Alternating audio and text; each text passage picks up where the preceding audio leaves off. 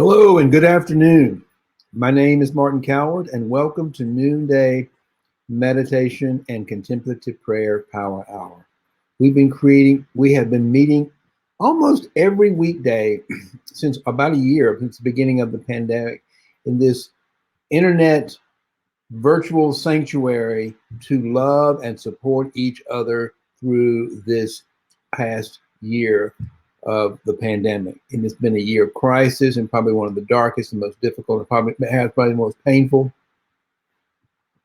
years in modern history, certainly in my lifetime.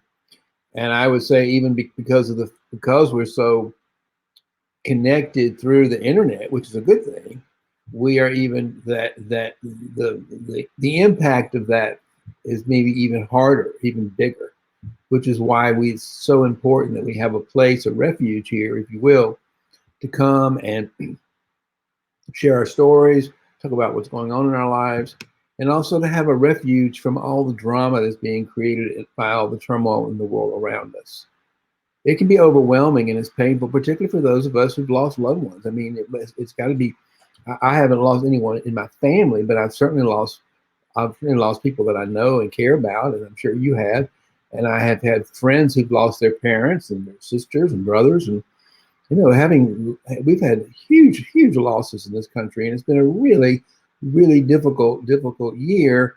And also, it's really hard for business owners, entrepreneurs like myself, to be able to focus on our businesses because we can get so caught up and so distracted by all the external conflicts that are going on in the world. So I'm really grateful for the fact that I have this place to come every day, and I hope that you are too. Some of you come every day that you can, and I'm grateful to have you here. If you're watching the replay, I'm glad you're here for the replay.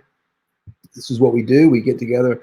I'm going to do a short teaching piece on how we can apply certain spiritual principles or the wisdom teachings of Jesus, if you like, the universal law of abundance to our lives, and particularly to our lives and our businesses, so that we can put contemplation in action, if you will. And hey there, glad you could join me. I'm wondering if you would mind if you go in and click on StreamYard.com Facebook and give permission, I can see who you are. Otherwise, it just has Facebook user. I don't know who you are, but I'm just kind of curious. So, I love that you're here, and I want to get to know you, and I love the fact that so if you'll just tell me, go there, or either just type your name in. It doesn't matter. I just like to know who's listening and who's here with me today. With StreamYard, for some reason, and Facebook, they don't allow. I don't quite understand it, but if you go in and make that shift change, you can. That would be great. But anyway, whatever it is, I'm glad you're here. It'd be nice to know your name. But but the point of this is how do we, being in prayer and meditation is wonderful. It's a great way to get peace. That's what we do it. But also, how do we begin to take that new place of peace and truth and authenticity within ourselves and be able to actually begin to take that into action in the world to make a difference? That's where we are today. We've gotten through some of the more difficult challenges. We've just got an administration now of some leaders in our government that are clearly making some changes. That the main message I'm getting now is they care about us. That's the biggest message I'm getting, and it feels good to be cared for. It feels good that we've got people who are leading the country now who actually care about the pandemic. And I'm not getting into politics here. I'm talking about real leaders, people who lead from a place of the heart. They lead with compassion and empathy and competency. So I'm feeling better, and the world seems less hectic and chaotic to me, and it feels friendlier.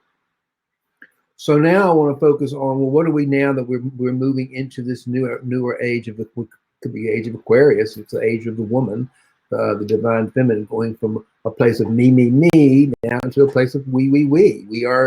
It's a more caring, a more nurturing, a more loving world we're living in today. And but we can still get ourselves caught up in the external drama of the world. And one of the ways we do that is because the drama is actually we have biases.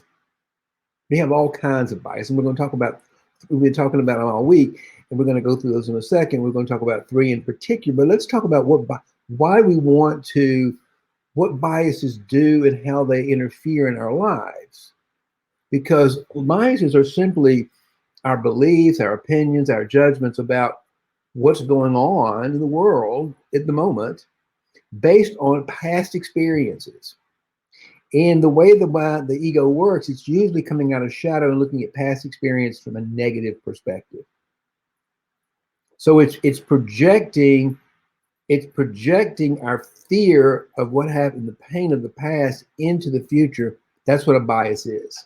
I have a belief, like the one that I work on a lot with my clients around scarcity is I have a belief there's only a limited number of resources in the world. There's not enough money to go around. There's not enough of this to go around. There's only of this amount, and I better do everything I can to get my fair share. And the problem is it's not true. But we all grew up in this culture where all of us have some sort of limiting belief that associates our sense of personal worth with our bank statement. That's a bias. That's a judgment. The problem is that judgment, if we live by that, if we believe that that's true, then we're going to be looking at the world from a place of scarcity and lack. So when I've got to make a decision in my business about something for the future, I'm going to be making it on a sense of not enough, of lack, of a false narrative.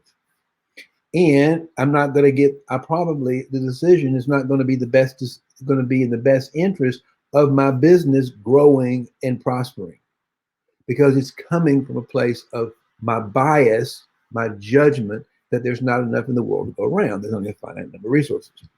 So that's why it's important that, one, we have to identify the bias that's keeping us stuck in our own little, because it's the limitations of our egoic mind. So we have to look at what are those biases doing and how are they keeping me stuck here, so that I can move, I can get unattached to it. It's kind of like these biases create a very protective wall around us to keep us inside this little box so we don't get hurt. But it's not a very exciting place to live, because we want to get out, we want to live, our hearts want to live, we want to dance, and we want to create, and we want to have fun, and we want to make a difference, and we want to make money doing what we love to do, right? And that's what entrepreneurs do. They have a passion in their heart to do something good for the world. And hey, Michael, all you have to do is you go and you click on that. There's a link somewhere in the text. It says streamyard.com/Facebook. When you click on that link, it takes you right there, and you just say yes. Let them see me, and you just toggle it on, and I think it'll be fixed forever. I think you have to do it just one time. But it's nice to have you here, Michael. Thank you for joining us.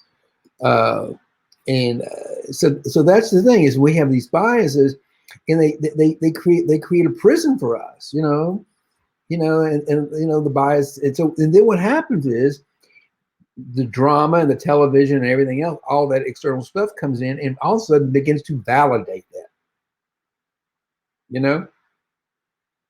This whole conversation on the stimulus package is ridiculous in my mind, because they're talking about they're talking about this money that they're going to stimulate as if it's a finite thing. It's not. It's just a number on a piece of paper, and they're fighting over because they believe it's real. Isn't that crazy? And the Republicans have a judgment and a bias about it, and the Democrats have theirs. All of them, we'll talk about it in a minute, but all their biases are getting in the way because they have this finite view of resources. And I think that the Democrats have a less finite view of it. That's why that's why I said they got to do something bold by 1.7, because it's just a number. We're going to create the wealth. If we stimulate, we're going to create it back. But this biased view that there's only so much available, the scarcity mindset, is destroying. It's just killing us. Because it is not true. It's a whole false narrative. It's absurd. So that's how biases interfere with our lives. And if we could, so we can let them go, and we can first see them, say, oh my God, this is just such a false narrative. It's just not true. If I can I'm going to let that go. And in contemplation, contemplative prayer is exactly the mechanism to do that. That's how we do it. That's why I with my clients, I say, Contemplative, have a good, solid, contemplative prayer practice where you can get in touch with that infinite intelligence inside you, that creative, aware mind. So you're not get into that abundance that you are, and so you can make decisions and you can lead with that. And you're going to make better decisions. You're going to have more fun. You're going to have more excitement because you're living in the flow of abundance that's there all around you, but you can't see it because you got these biased buttons. Oh, there's not enough. See? Crazy. And we do it. We all do it all the time. And then we get some crazy person like me on Facebook Live that's telling you, wait a minute, let's stop doing that because it's just hurting us. It's just standing in our way of having joy and fun in the world, living great, wonderful, prosperous lives. Isn't that what it's all about? We came here to create value. We came here to create. We're creators. We're not workers. We're creators. And the more we create space for that, the less we're encumbered by our biases, so we can create, and we can make money, and we can do what we love to do, the better off we're going to all be. Me individually and collectively. I just joined this wonderful group of, it's kind of expensive, but there's a lesson learned in that was to let go of my own money and to step into the abundance. But I've just joined this amazing group called the Unstoppable Entrepreneurs of like-minded who are just doing amazing things. I mean, it is a group led largely by women. I will tell you, women are leading the movement when it comes to getting out of this poverty mindset.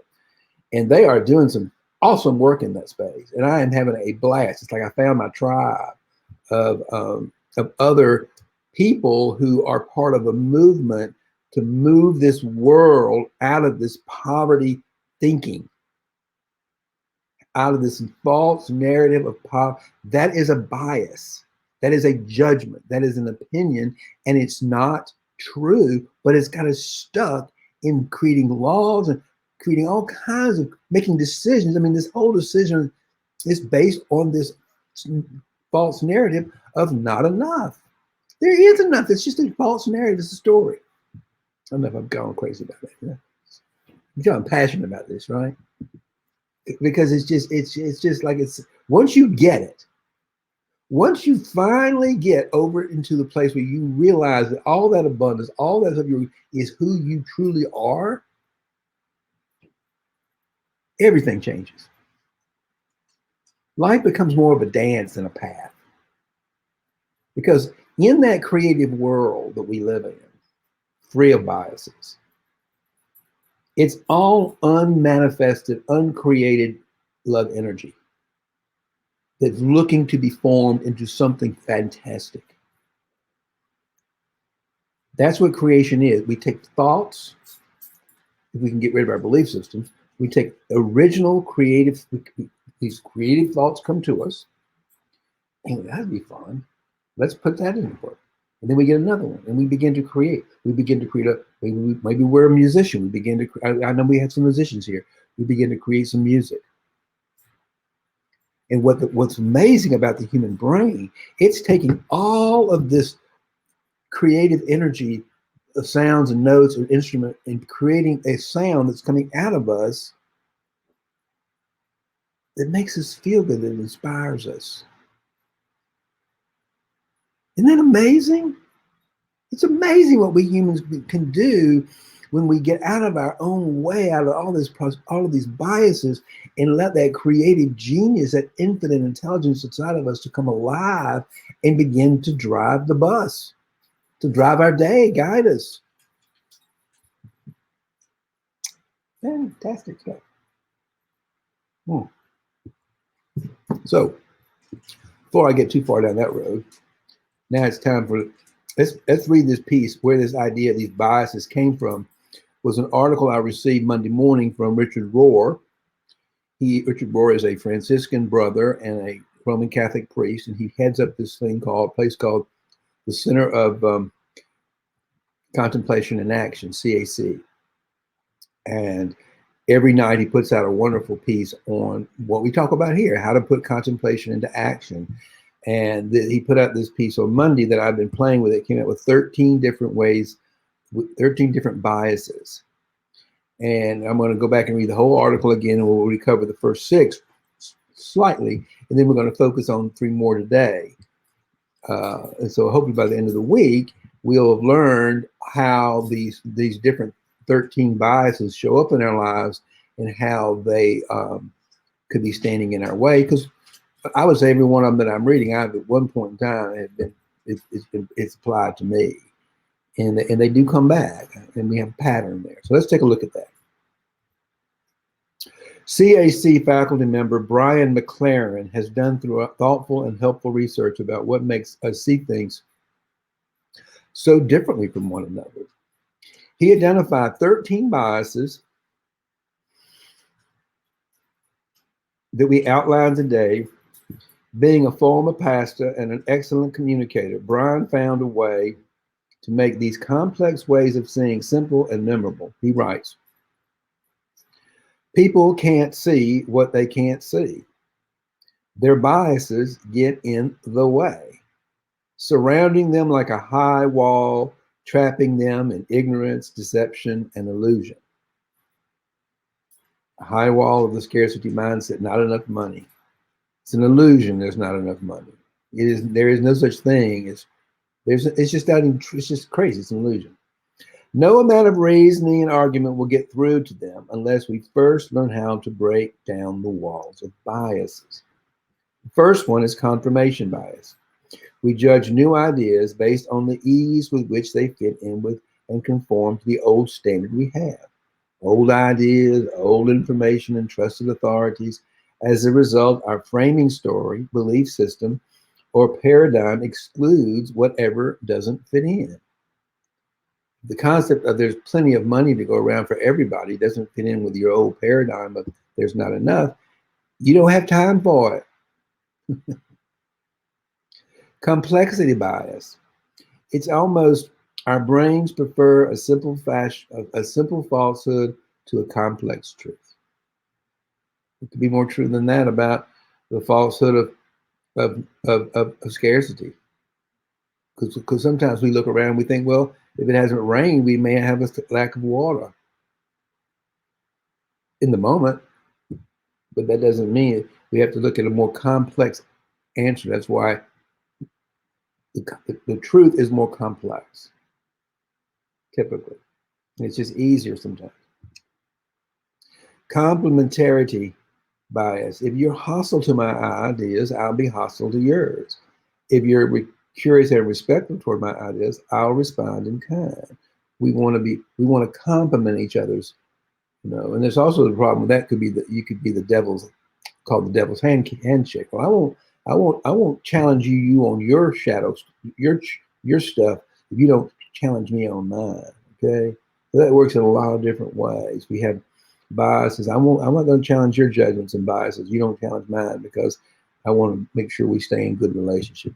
We're not really helping each other by that, by the way. The next one is competency bias. We don't know how much or little we know because we don't know how much or little others know. In other words, incompetent people assume that most other people are about as incompetent as they are.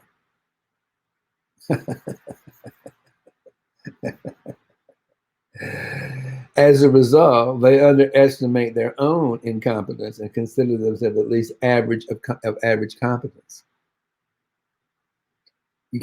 Everybody gets sort of stuck in a world of mediocre instead of being in the truth of being extraordinary. Consciousness bias. Some things simply can't be seen from where I am right now. But if I keep growing, maturing, and developing, someday I will be able to see what is now inaccessible to me. And that's what we talk about as the ladder of selves, the ladder of human consciousness. In those lower ladders of consciousness, in the place of the false narrative and of fear, I can't really, when I'm in that space, I don't see and experience the world of abundance because I'm in a place of fear and drama that's telling me that I'm not enough and there's not enough. But what we can do is we can, through contemplative prayer and through practice, we can transcend that. We transcend and include those low levels.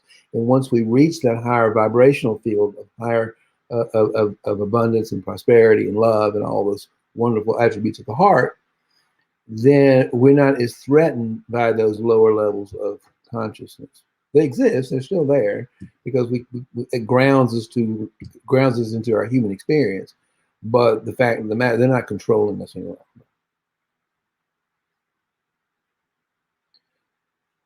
So now we get to the three new ones for today: comfort or complacency bias. I prefer not to have my comfort disturbed. I'm just happy being miserable. I'm happy being miserable in my poverty because I deserve it. And don't be challenge me with any new ideas and new concepts and new beliefs or anything, because I know I've been all there before, and it's just too much work. And I'm just going to be comfortable here in my misery.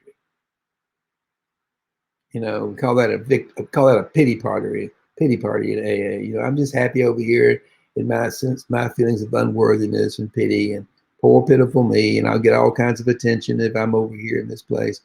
And it's just comfortable. I don't want to rock the boat. I'm just too tired, too much work. We've all been there, haven't we? Until it gets too painful and we got to let it go. But we've all been there. I certainly have. I've been in my place of like, I just don't want to have to do a lot of extra work. This is one of my favorites. Conservative liberal bias. I lean toward nurturing fairness and kindness, or toward strictly enforcing purity, loyalty, liberty, and authority as an expression of my political identity. Yeah, we all do. I mean, and we think we're right. I think, well, my more loving perception of the world as a Democrat is better than your more harsh, mean, selfish perception of the world as a conservative. But all that's bias. None of it's true. It's just a story I made up.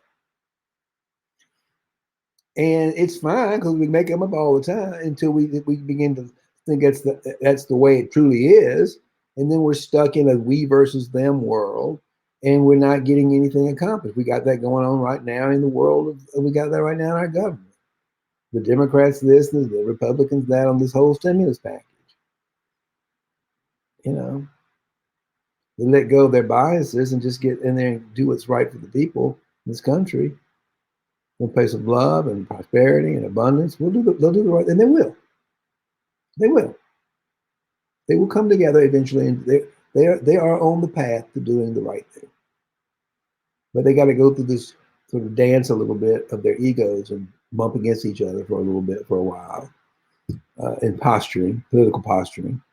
But I'm pretty sure by the time it's all over, this time next year, we'll look back and say, what a strange time we lived in.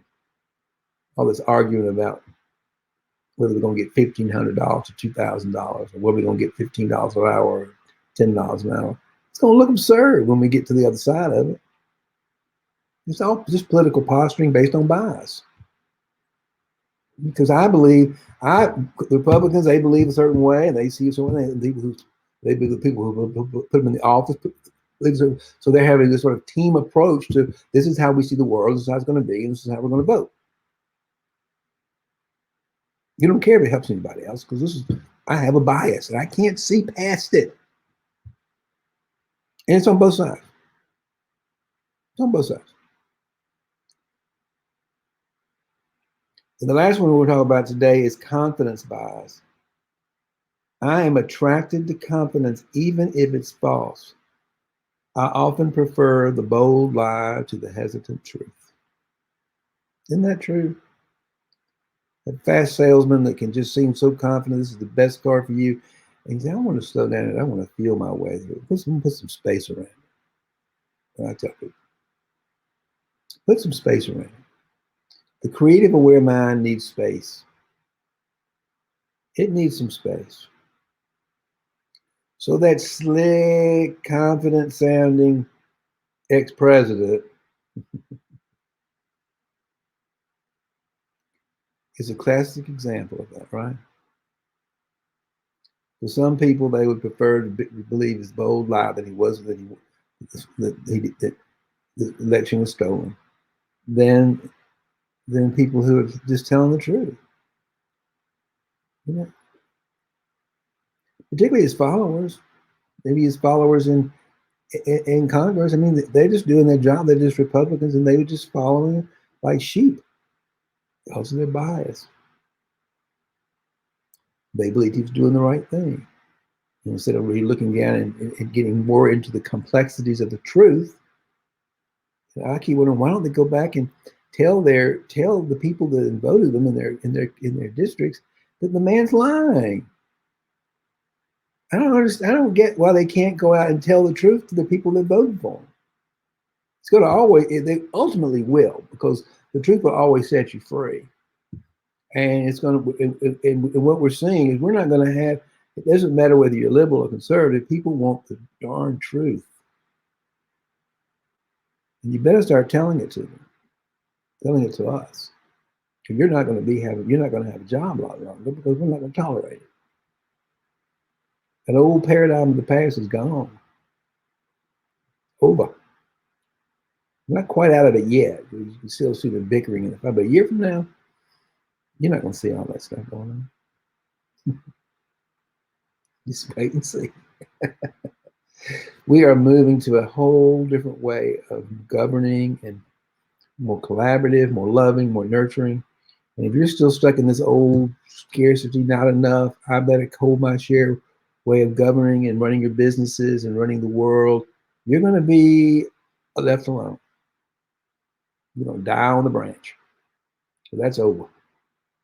So my willingness to you is to get with the program. Start living from your heart. Include the heart in all of your decision making, like we're doing here.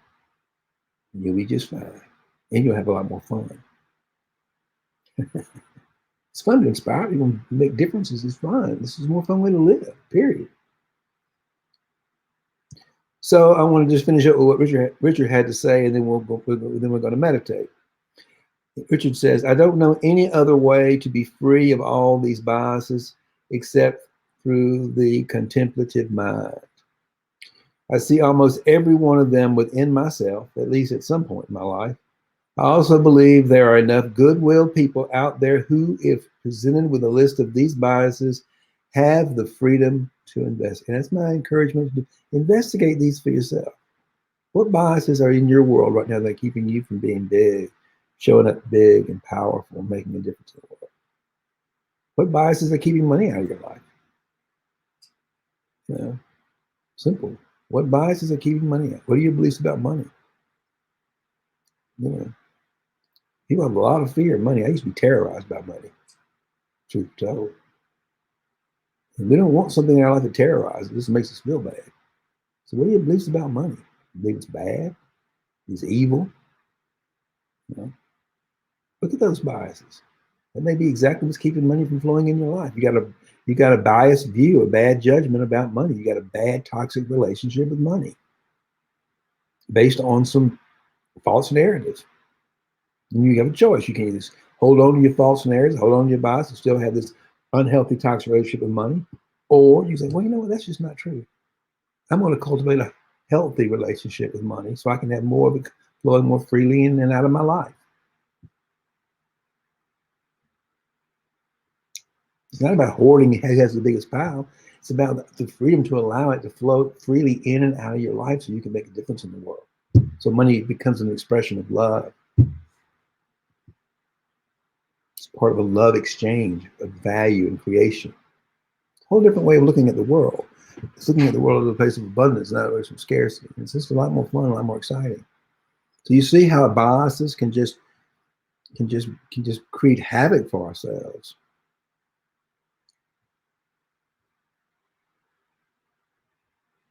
So we're going to set the timer, and our intention today is to let go of our biases. You know, and if you want to, think of 2 or 3 that are in your way right now, and just say, I'm going to make this the intention of this meditation today, an opportunity to let go of some bias that's standing in my way of living a more full, prosperous, loving, and fully engaging in life. What is my bias? What is the story in my head? Just let it go.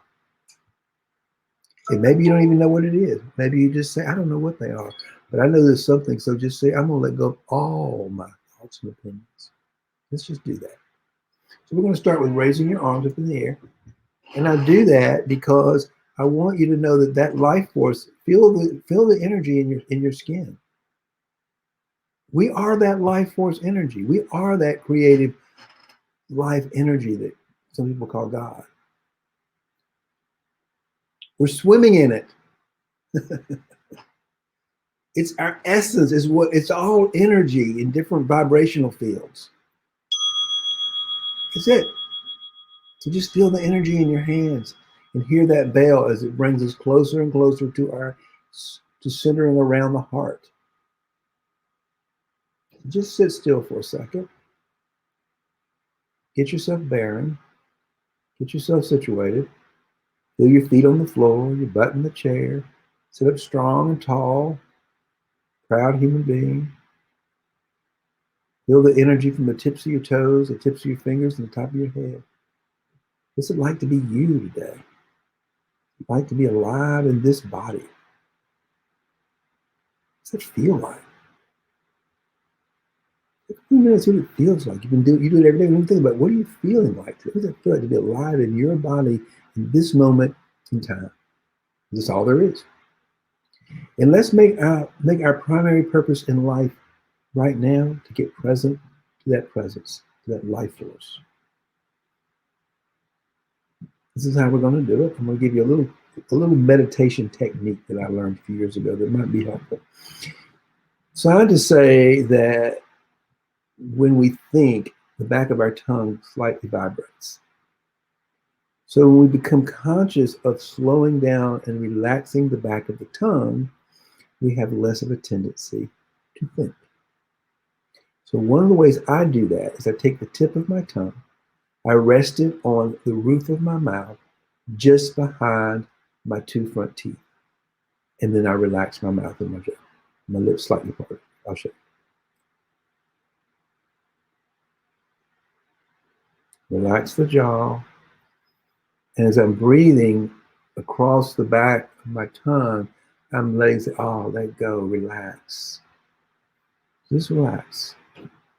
And allow the breath to take us deeper inside ourselves and out of our mind. And we're going to start that with 3 big belly breaths. So just breathe naturally for a second. Get into the rhythm and the rise and the fall of your rib cage. Explore your interior landscape with your breath. Now with the belly muscles, pull the breath deep, deep, deep down into your belly and anchor it. Hold it for a second and slowly let it go. And as you let it go, let everything in your mind, every bias, every thought, every opinion, every judgment, just let it go with it. We're creating space within ourselves for that creative genius to come alive.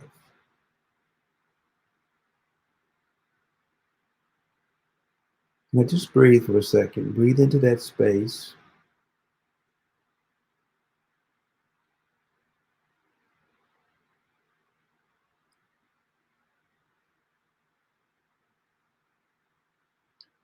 Use those belly muscles to sort of open, direct the breathing more deeply inside yourself. I'm going to do one more big, well, actually do 2 more, but I'm going to do one right now. Another big belly breath. Hold it. And just slightly let it, slowly let it go.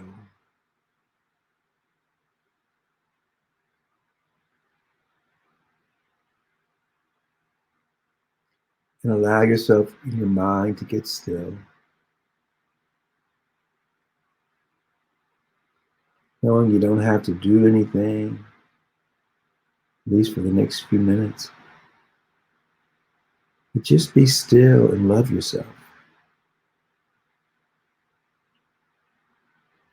Quiet the breath and allow yourself to find just how powerful you are. Open up that heart, open up that belly, open up that space for that creative genius within you. Wake up.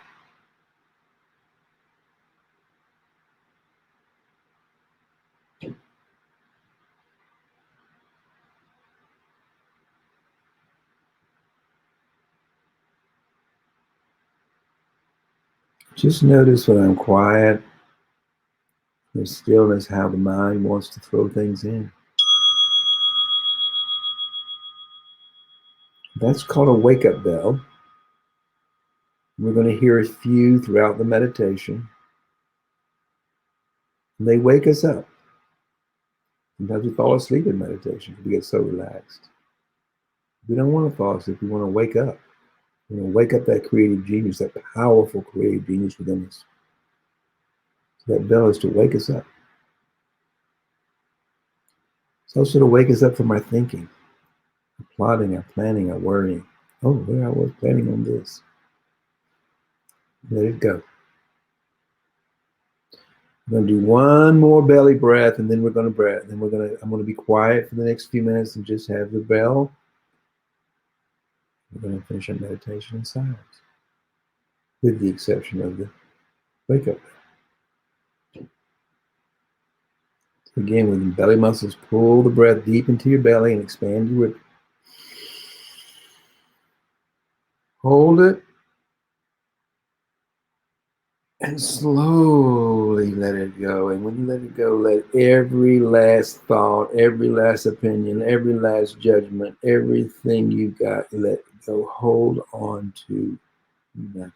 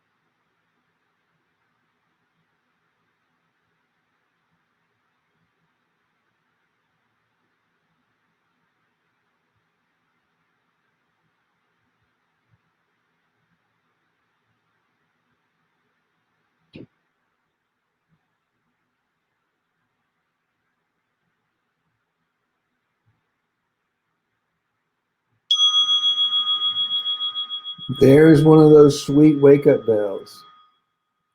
Do they wake us up from our sleeping, our thinking, our worrying, our planning? And just let them go. Hold on to nothing. Just let everything go. All your attachments. Fall back into that beautiful cloud of unknowing. I don't know. I don't know.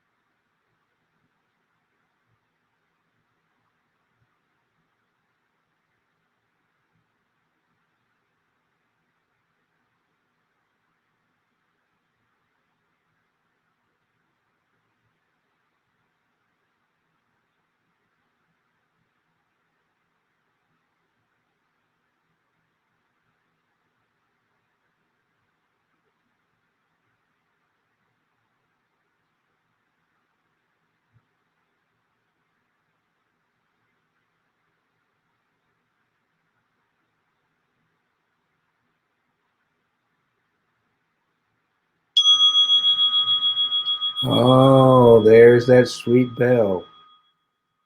The wake-up bell. To wake us up from our thinking, our sleeping, our planning, our worrying, plotting. The invitation is to let all of it go, especially any biases. Open your heart to the love within yourself.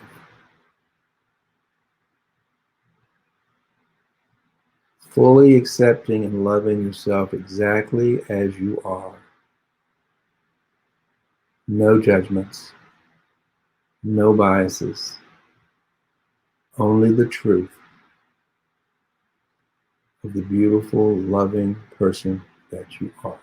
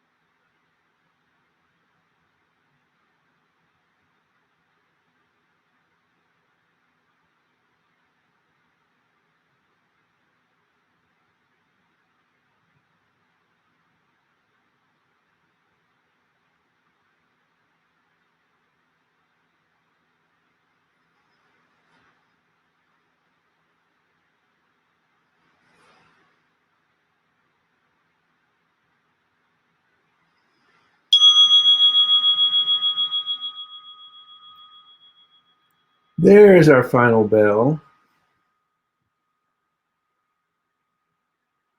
Wow, I needed that space. I'm so grateful to have that space. The sense of peace and power that comes from this opportunity is just priceless. And I've got a wonderful afternoon full of activities. Now I can lead them all from my heart. Unencumbered by all of my mental biases, my judgments. I'm doing a live workshop at 1 in my Facebook group for gay, bi, transgender, and bisexual men entrepreneurs. And like everybody, I was like, will they like it? Will they not like it? Will I put the right thing? All that stuff is in my head. Now it's gone. Like, I'm just going to show up with love and gratitude and give them my best. So if you're a gay, bi, transgender man and you'd like some support in how to grow and build your business, join us today. Join our Facebook group, Financial Heart Space for Gay, Bi, Transgender Men. It's there specifically for us to look at those things, our money shadows, really. And they're different for other people because we grew up in a different environment. It's unique to us. It's like other groups grew up in environments that are unique to them.